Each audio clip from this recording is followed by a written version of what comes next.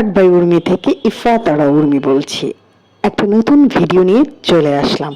সকালবেলা উঠেই আমি আজকে খুব তড়িঘড়ি করে রেডি হয়ে নিচ্ছিলাম মায়ের বাসায় যাব। এটার একটা কারণ হলো অনেক দিন ধরে আমার মেয়ে আমার মায়ের বাসাতেই ছিল। আমার ছেলেকে নিয়ে মানে বার্ষিক পরীক্ষা শেষ হওয়ার পরে আমার মেয়ে বেড়াতে গিয়েছিল 10 দিন টানা 10 দিন আমার মায়ের বাসাতেই ছিল।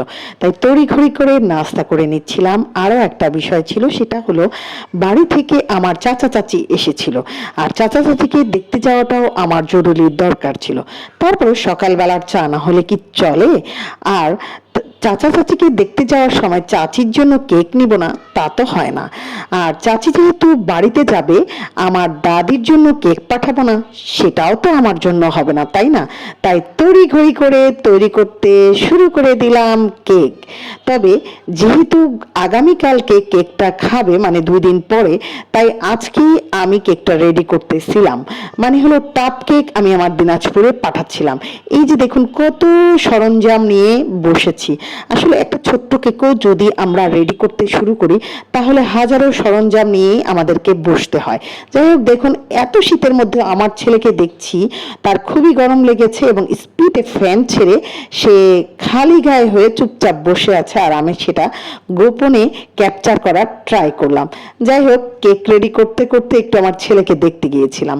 এখন এই তো বড় বড় দেখে ডিম নেই, আমরা কিন্তু বাছাই করা ডিম ইউজ করি, কারণ একটা ডিম ছোট আর একটা ডিম বড় যদি হয় সেক্ষেত্রে আমাদের মেজারমেন্টে অনেক বেশি প্রবলেম হয়ে যায়।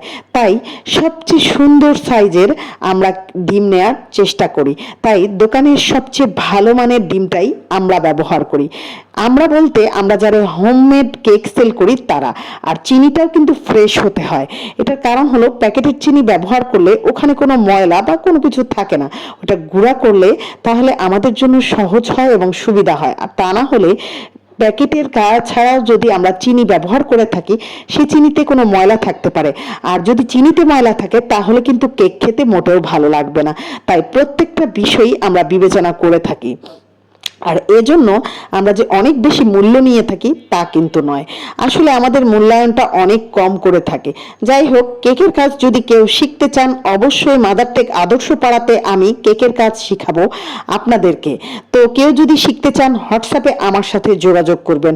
অনলাইনেও কেকের কাজ শেখানোর ব্যবস্থা করে থাকি। এই যে টাপ কেকগুলো আমি শুধু মাদার টেকে সেল করে থাকি।